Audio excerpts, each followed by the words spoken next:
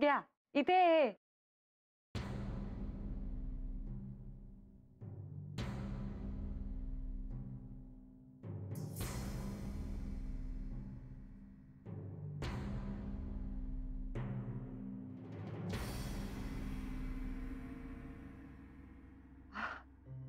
अय्या, किती मस्त पेटी आहे ही. अमित दादा म्हणत होता तीच का? मेघना, सॉलिड आहेस हा तू. आम्हाला सांगितलंस की एकच आहे. अय्या, मग ही बघतेच.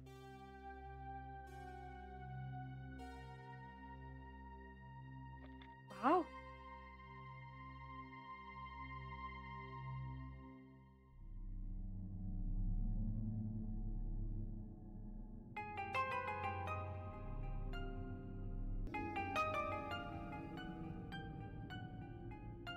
कसली मस्त पेटी आहे ही. स्पेशल ज्वेलरी दिसते याच्यात. मेघना, आमच्यापासून लपवतेस काय? थांब आता उघडतेच.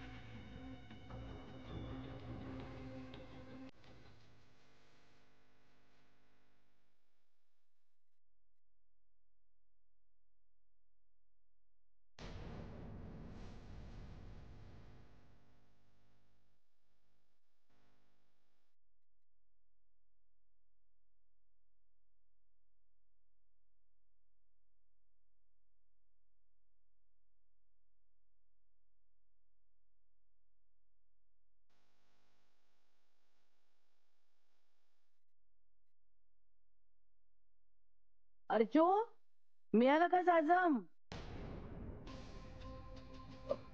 हो माई, मिळालं.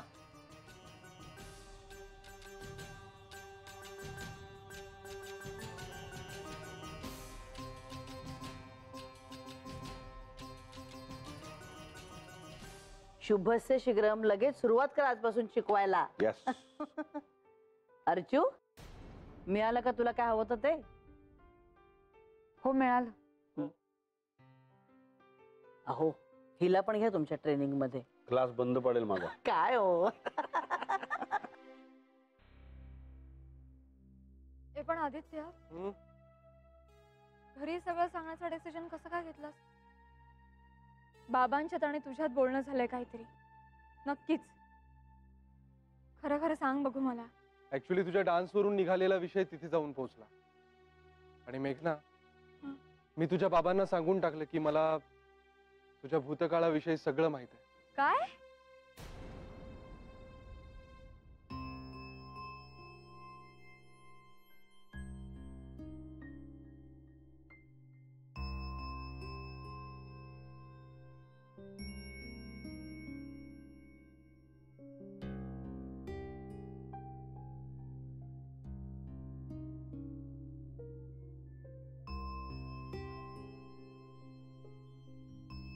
अमित दादा म्हणत होता ती हीच पेटी सतीश. किती सफाईने खोटं बोलली ही आपल्याशी. म्हणे माझ्याकडे दुसरी कुठली पेटीच नाहीये, जी काही आहे ती ही एकच आहे. बरोबर आहे म्हणा. आपल्याला कशाला दाखवेल ती? ही फोटोची ज्वेलरी होती ना त्यात. सतीश, अरे म्हणजे तिचं बोलायला सुद्धा लाज वाटते. सतीश, अरे म्हणजे तिचा अफेअर असेल खरं त्या मुलाबरोबर. काहीतरी बडबडू नकोस. म्हणजे अगं, लग्न आधीचं अफेअर असेल. कशावरून? कशावरून काय कशावरून अर्चू? ही पेटी त्यांच्याच कपाटामध्ये होती ना. याचा अर्थ आदित्यला सगळं माहित असणारच. काही सांगता येत नाही सतीश. ही पेटी जाजमा खाली लपवलेली होती. म्हणजे आदित्यलाही मेघना फसवत असेल का रे? अर्चू, अर्चू बघ, तू कुठली काही करू नकोस. त्या सावर्डेच्या बाबतीत काय झालं माहितीये ना? सावर्डेचं म्हणणं ऐकून आपण त्याच्या बायकोला दोष देत होतो, आणि खरं काय निघालं? सावर्डे चूक आणि त्याची बायकोच बरोबर होती ना.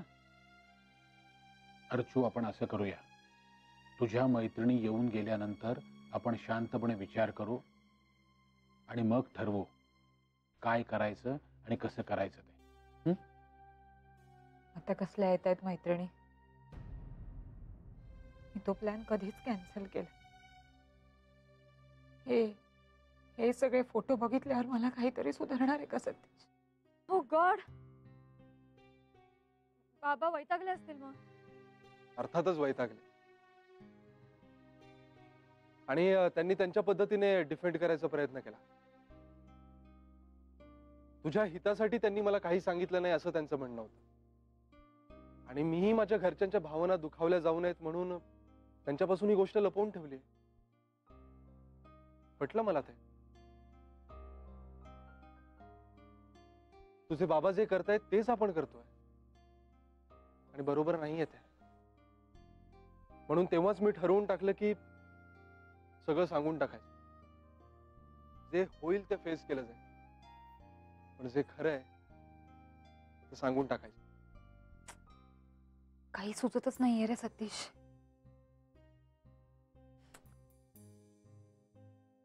वाटलं नव्हतं हे सगळं असं होईल.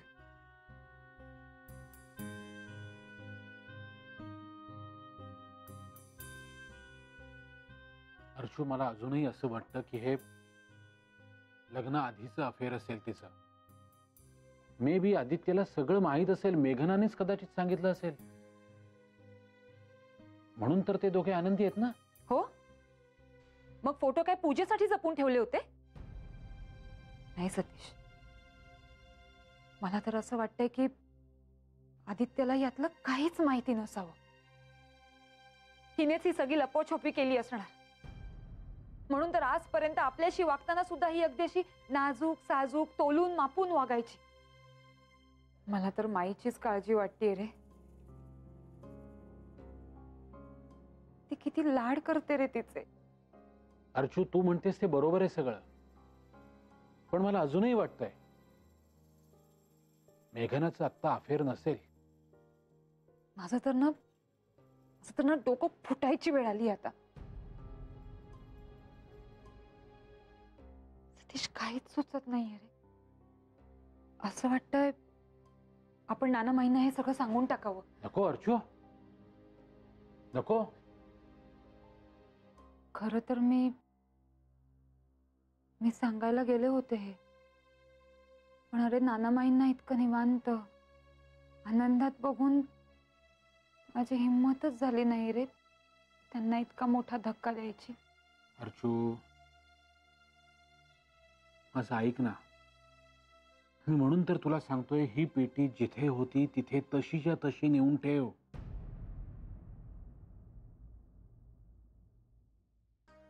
हे बघ अर्चू, एक तर त्यांना न विचारता आपण त्यांच्या वस्तूला हात लावलाय आणि वर त्यांनाच दोष देतोय.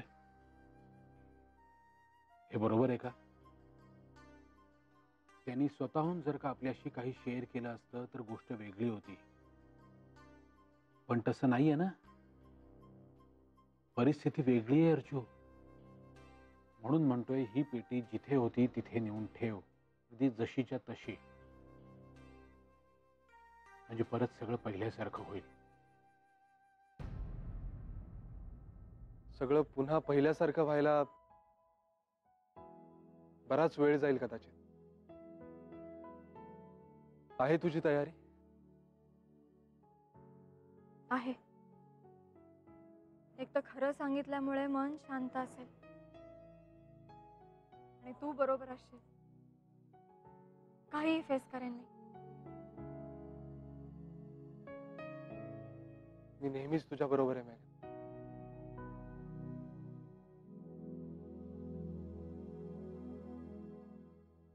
सतीश, अरे जर मी ती पेटी उघडलीच नसती ना तर जशीच्या तशी ठेवून आले असते मी ती कपाटात. पण ती पेटी उघडलीये म्हटल्यावर त्यात काय आहे हे कळल्यानंतर असं काही घडलंच नाही. असं नाही रे मी चेहऱ्यावर दाखवू शकत. मुळात ते माझ्या स्वभावातच नाही. आणि जी गोष्ट लपवायला जाईन ना 100% ती फसते. कबूल आहे अर्चू, पण कधी कधी दुसऱ्याला त्रास नको म्हणून आपण गप्पा बसतोच ना. नाही सतीश, त्यांना जमली असेल ती लपवाछपवी, पण मला नाही जमणार. नानामाईंचं काय? हे सगळं समजल्यावर त्यांना केवढा धक्का बसेल. सतीश, अरे पण आता त्याला काही इलाज नाहीये. आणि अरे आपण आहोत ना, अमित दादा आहे त्यांना सावरायला. हे बघ सतीश, तू असा का नाही विचार करत? उद्या जर त्यांना हे कळलं तर ते आपल्यालाच विचारतील की तुम्हाला हे सगळं ठाऊक होतं ना, मग आमच्यापासून का लपवलं, का नाही सांगितलं? तेव्हा तेव्हा काय उत्तर देणार आहेस? सांग ना, काय उत्तर देणार होत आपण? आणि समजा आदित्यला हे सगळं माहित नसेल तर? ह्याच विचाराने तर जीव कासावीस होतोय रे माझा.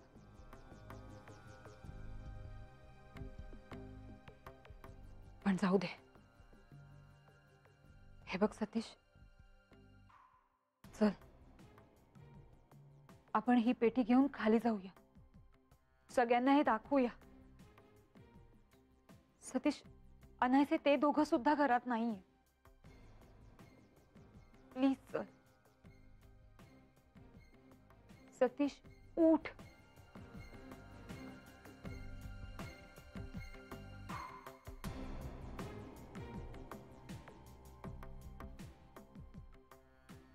अवघड आहे अर्जू.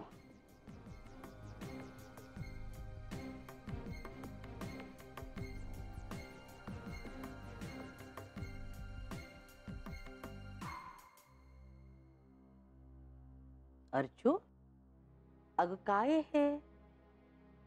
काय प्रकार आहे सगळा?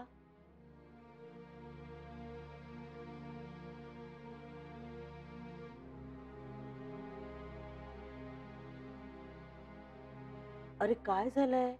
एवढं कसलं टेन्शन आलंय तुम्हाला?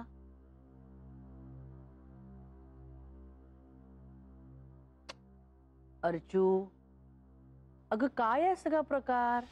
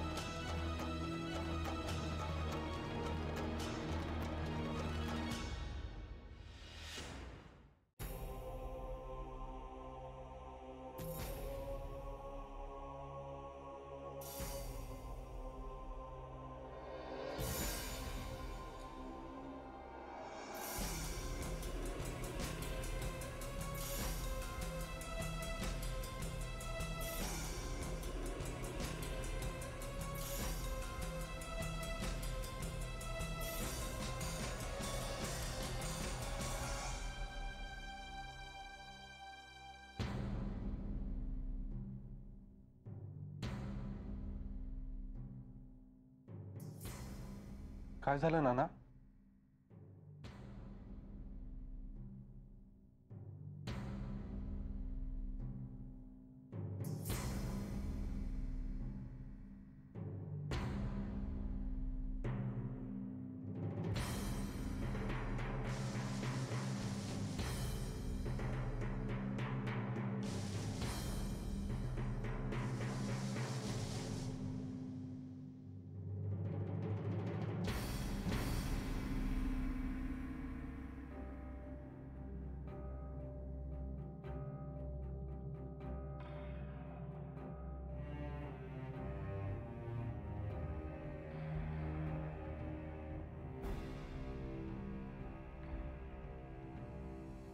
आदित्य,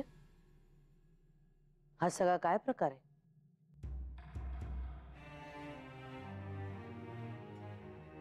माई, आम्ही आता तुम्हाला हेच सांगणार होतो. आत्ता? आम्ही सगळ्यांनी हे पाहिल्यावर नेमकं आत्ता?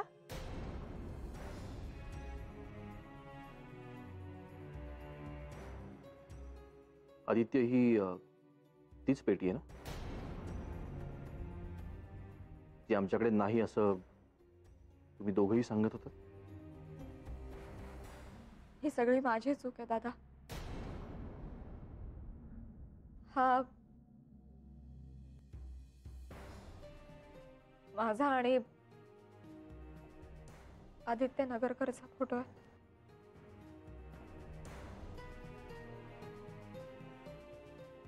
लग्नापूर्वी मी याच्या प्रेमात होते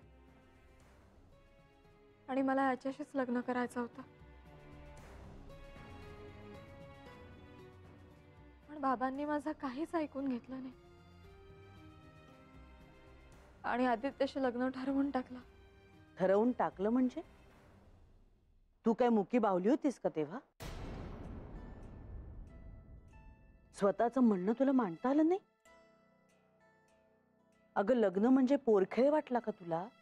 बाह्य मी खूप प्रयत्न केला आणि त्याच्याबरोबर निघून जायचे सगळे प्रयत्न फसले माझे. आदित्य, हे सगळं तुला माहित होतं? लग्नाच्या आधी मेघनाने मला हे सांगण्याचा खूप प्रयत्न केला, पण प्रत्येक वेळी काहीतरी अडचण येत गेली. नाही, पण ही गोष्ट तू आम्हाला तरी येऊन सांगू शकली असतीस ना मेघना, की तुला हे लग्न करायचं नाहीये म्हणून. आजच्या काळामध्ये अशा एका सुशिक्षित मुलीचं अशा पद्धतीने लग्न लावून दिलं हेच पटत नाहीये मला. दादा, पण तू मेघनाच्या बाबांना ओळखतोस ना, ते कसे आहेत.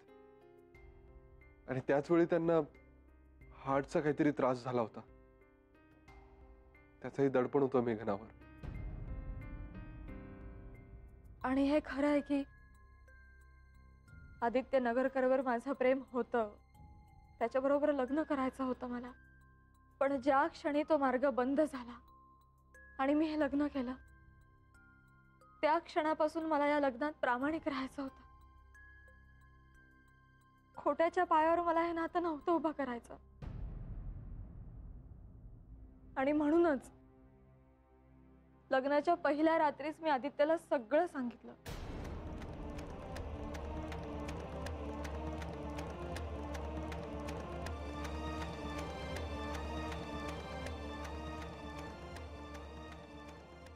अशा वेळी कोणत्याही मुलानं मला माहेरी परत पाठवलं असतं किंवा बळजबरीनं स्वतःची बायको केलं असतं,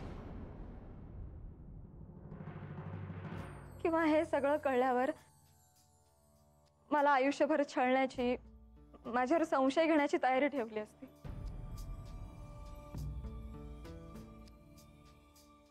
पण माझ्या आदित्यनं, हो आज अभिमानानं म्हणते मी, माझा आदित्य, माझ्या आदित्यनं असं काहीही केलं नाही. उलट अगदी अनपेक्षित स्टँड घेतला. त्याचं म्हणणं असं होतं की त्या क्षणी माझं त्याच्यावर प्रेम नाही इतकाच मुद्दा आहे.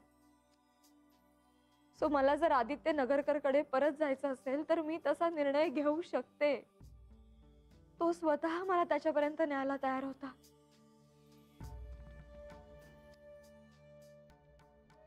अर्थात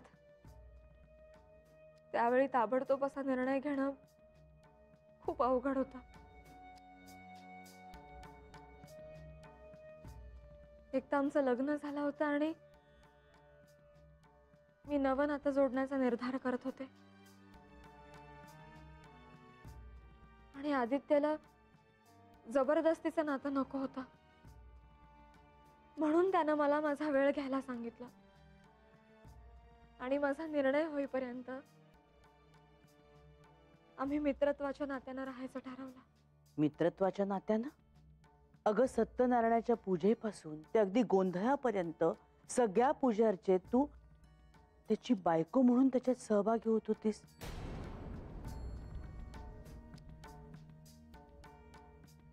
मम म्हणून त्याच्या हाताला हात लावत होतीस ग. जोडीनं सगळ्यांच्या पाया पडत होतीस. सौभाग्यवती मेघना आदित्य देसाई असं नाव लावत होतीस. सासू सासरे नणंद दीर जाऊ या नात्यांनी तू आम्हाला वागवत होतीस मेघना. मेघना हे सगळं नाटक होतं. तू माझ्या घराण्याच्या देवाशी खोटं वागलीस. आणि देव हा दगडात नसतो, हृदयात असतो, माणसात असतो असं छाती ठोकपणे सांगणारा माझ्या सज्जन नवऱ्याशी तू खोटं बोललेस मेघना. हे नाना देसाईंचं कुटुंब आहे मेघना. काही मूल्य जपणार, खरेपणा आणि विश्वास यांना महत्वाचं स्थान या कुटुंबात. आणि खूप मोठा विश्वासघात केलाय तुम्ही दोघांनी. आदित्य, एवढा मोठा निर्णय घेताना एकदा तरी नानांना विश्वासात घेऊन तू सांगायचं होतंस. अरे ही तर बाहेरून आलेली आहे रे, पण तू तर आमचा होतास ना रे. एवढा मोठा खोटेपणा. आणि समजा उद्या तुझी बायको म्हणून वावरत असताना ही त्या मुलाबरोबर गेली असती तर? आता तरी तुमचे नातं कशावरून खरं आहे रे? नाही आदित्य, आता तुमच्यावरचा नाही, तुमच्यामुळे विश्वास या शब्दावरचाच माझा विश्वास उडालाय. पण तुम्हाला हजारदा विचारत होतो मी, काही प्रॉब्लेम आहे का, सांगा, माझ्याशी बोला. पण आम्ही कोण? हो ना?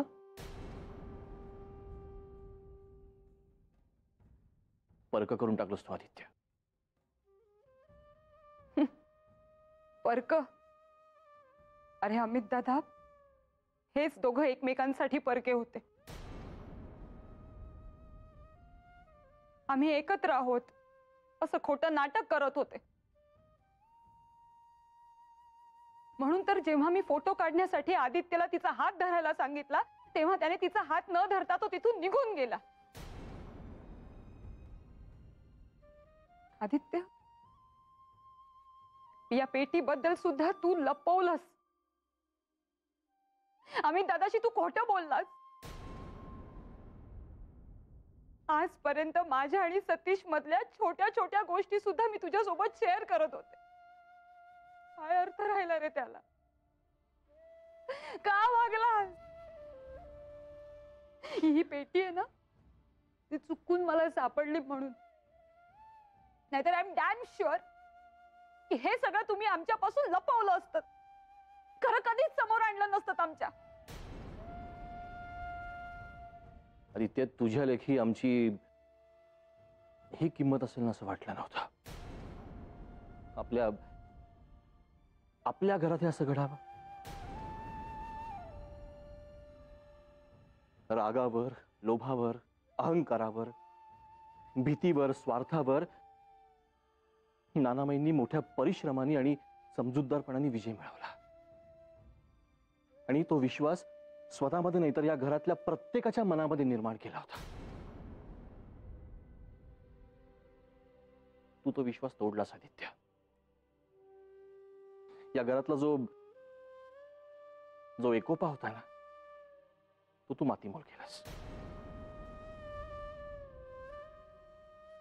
आमचं सोड रे, पण तू नानामाईंना दुखवलंस ना, त्याचं जास्त वाईट वाटतंय.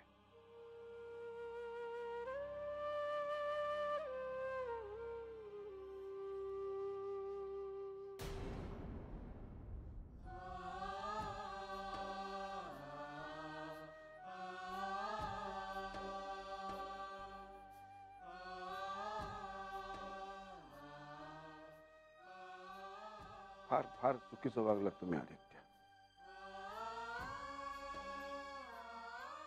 पराभव केलात आमचा. तुला हे सगळं आम्हाला सांगावंसं वाटलं नाही का रे? तुला सुद्धा?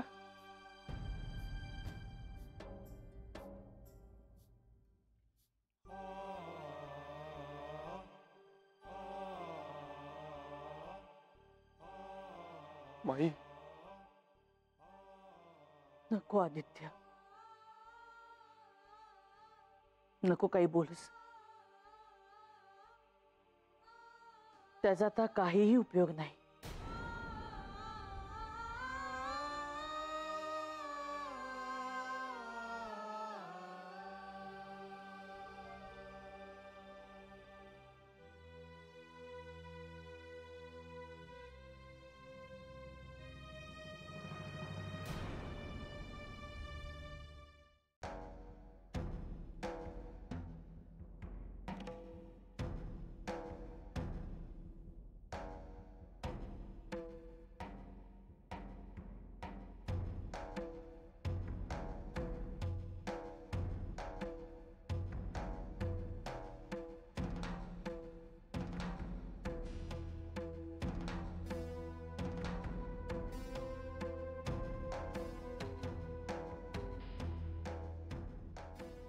अमित, काय रे हे सगळं? म्हणजे काय खरं काय खोटं कळतच नाहीये. त्या दिवशी मी पहिल्या प्रेमाबद्दल बोलले म्हणूनच चिडली ती माझ्यावर. हिच्या मनात तो दुसराच कोणीतरी होता म्हणून परक्यासारखी वागायची ती. म्हणजे वरवर आदित्याची बायको म्हणून वावरायची, पण बापरे, हे सगळंच खूप भयंकर आहे. मी त्या सावर्डेचा गुंता सोडत बसलो होतो आणि इथे घरात माझ्या सख्या लहान भावाच्या बाबतीत तसंच घडत होतं आणि आपल्या कुणालाही त्याची कल्पना नव्हती.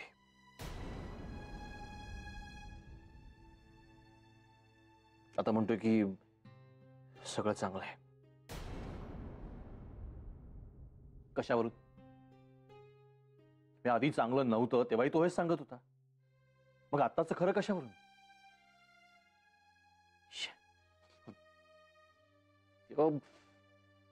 माझं ना डोकं आउट झालंय विचार. अमित, तू प्लीज डोक्यात राग घालून नको ना घेऊस. आपण बोलूया त्याच्याशी शांतपणे. अजिबात नाही, अजिबात नाही. हे बघ, मला या विषयावर एक अक्षरही बोलायचं. मला ना सतत जाणवत होतं की त्यांच्यामध्ये काहीतरी प्रॉब्लेम आहे. मी दोघांनाही सांगत होतो की जे काही असेल ते माझ्याशी स्पष्टपणे बोला, मला येऊन सांगा. पण नाही, तेव्हा प्रॉब्लेम नव्हताच ना त्यांच्यामध्ये, आणि आत्ताही तो नाहीये. जाऊ देत ना, ते आणि त्यांचे प्रॉब्लेम्स. मला या विषयात पडायचं नाही. माझा काहीही संबंध नाही.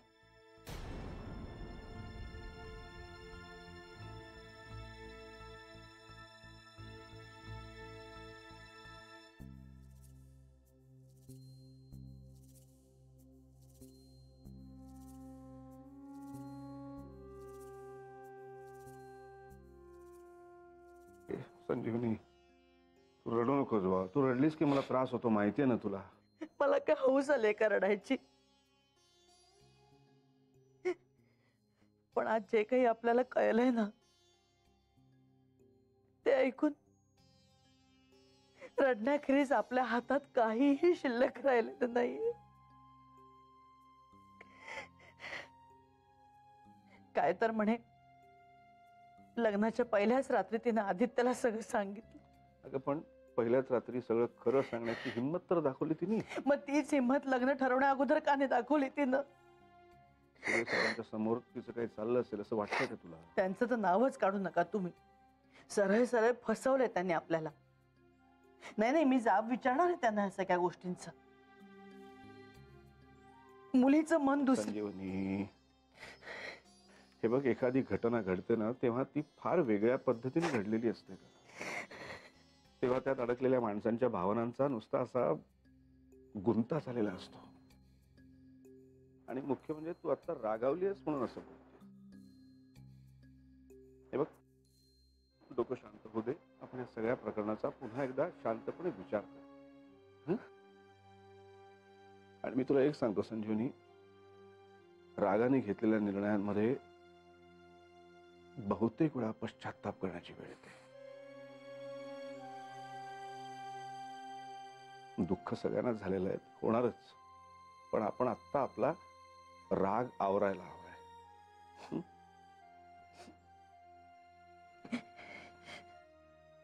शांत झोप.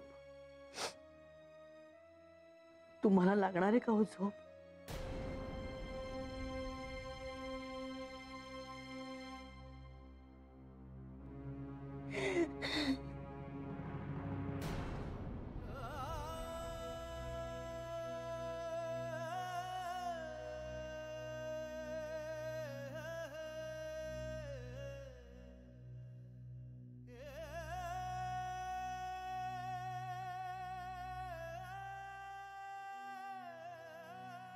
रागावलास?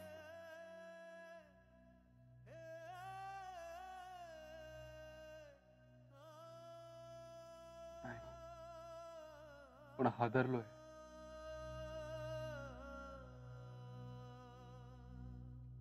कोणीच बोलत नाहीये माझ्याशी.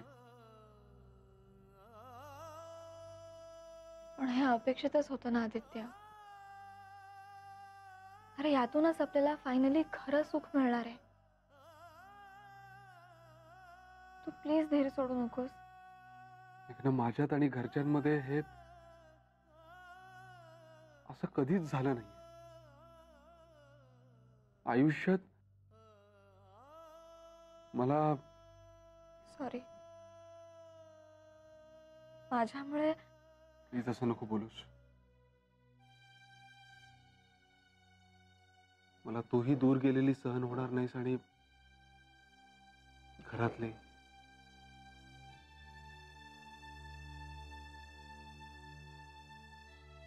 मला आपण सगळे एकत्र असायला हवे आहोत. त्यासाठीच आपण खरं सांगितलंय सगळ्यांना. त्यासाठी आपण खऱ्या अर्थानं सगळेजण एकत्र असायला हवे आहोत म्हणून. प्लीज घाबरू नकोस. आपण सगळे एकत्रच असणार आहोत नेहमीच. हम्म?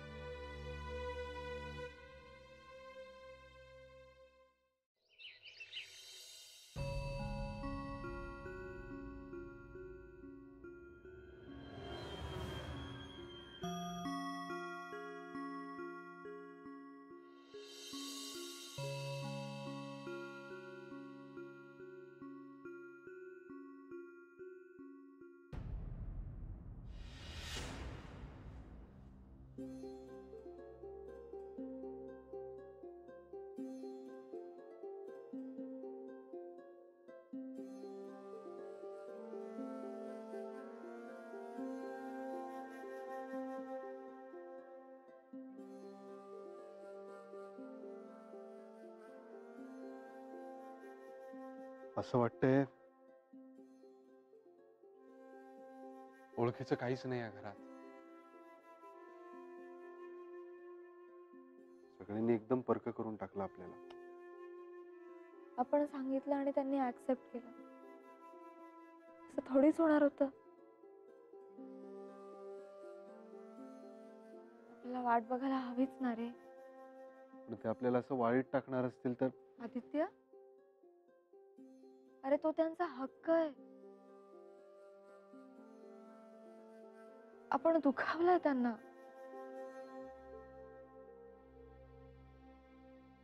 अज्ञानात खरंच सुख असतं. इतके दिवस सगळं सुरळीत चाललं होतं. तू लाडकी होती सगळ्यांची.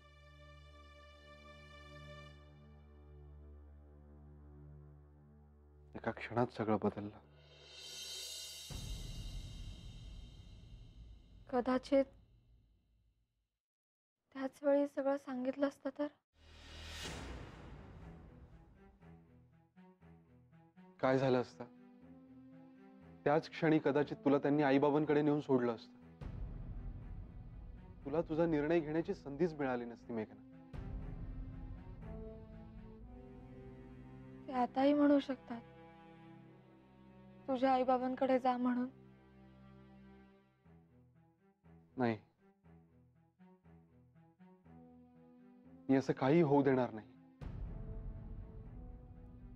आपण एक आहोत मेघना. आणि ते जर तुला बाहेर जा म्हणाले तर मीही तुझ्या बरोबर बाहेर पडेन.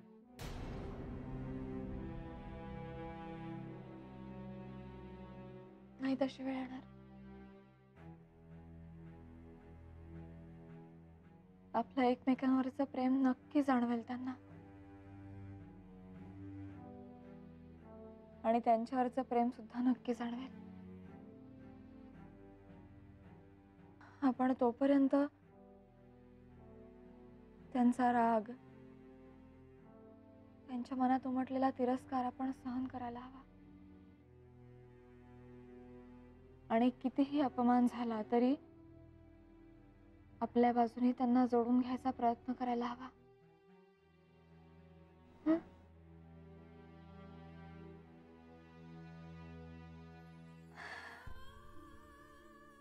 चल,